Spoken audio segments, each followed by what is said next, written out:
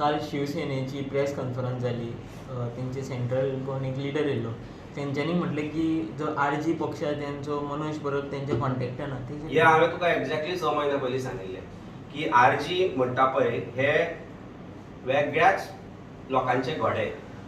ते घोडे जे आसा पळय ते बीजेपीनूच तयार केल्ले. खंय तरी एक समांतर डिवायड वोट करप, लोकांक डिवायड करप आनी आपले घोडे फुडें व्हरप.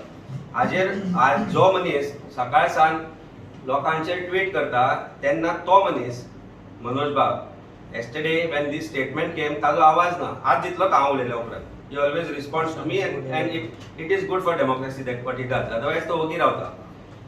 जेन्ना ओपनली जी लिडरशीप आसा आनी आमी म्हणटाले की शिंदेचो जो चिवटे आसा राजा जो टचान आशिल्लो आनी ताका जाणें फंडींग केल्ली, तांचोच लिडर जेन्ना येवन गोंयांत सांगता की RG.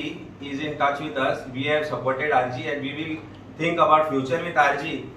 It speaks volumes about R.G. and its funding and its status as a party. It is a divisive party. तुम्ही जर पळयत आमी खंयचोय विशय घेतलो जाल्यार ताजेर तो टिका करता, ना की आमचे बरोबर एकठांय रावन सरकाराचेर टिका करना. सो विशय जो आसा तो इतलोच की this is a party created by BJP आनी ही पार्टी जी आसा पळय is here to fool Goans. They are doing it. They have succeeded in doing it, but you can't fool all the people all the time. I'm sure they are getting exposed. आणि ज्या तरेन तांचेच leader जे तरेन फुटून येता भायर, कारण तांकां तें सोसना जाला तें पळयत जाल्यार I think the future of these party is clear. I am sure they should merge themselves with Shinde Shiv Sena गट. एकूच ते बीजेपी शिवसेना सगळे एकटे एकूच माळ्याचे म्हणून.